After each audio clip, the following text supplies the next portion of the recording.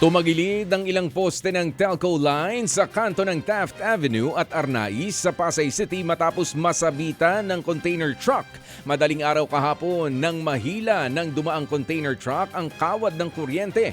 Wala pang tiyak na bilang pero ilang subscribers ng mga telco sa lugar ang walang internet. May dumating ng mga tauhan ng telco companies para magkumpuni. Nasa 3 hanggang 5 araw daw ang aabutin para maayos nila ang linya. Ayon naman sa LGU, posibleng dahil sa mga hindi na aktibong linya na hindi naiaalis, kaya bumigat ang kumpol ng mga kable at sumabit sa container truck. Patuloy pa ang investigasyon ng mga otoridad sa insidente, gayon din kung may pananagutan ng driver ng container truck.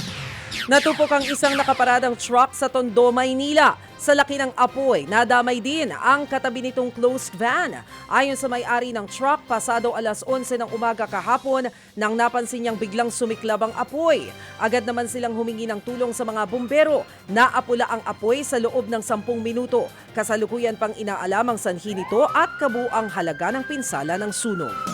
Nasunugan ang higit 50 residente sa Valenzuela City. Naging pahirapan naman sa pag-apula ng apoy dahil malayo ito sa main road. Umakyat pa ng bakod ang ilang mga bumbero. Tumagal ng isang oras bago naapula ang apoy. Isang residente pa ang napaulat na sugatan. May namatayan din ng alagang aso. Patuloy naman ang investigasyon sa naging sanhi ng apoy at halaga ng pinsala sa lugar.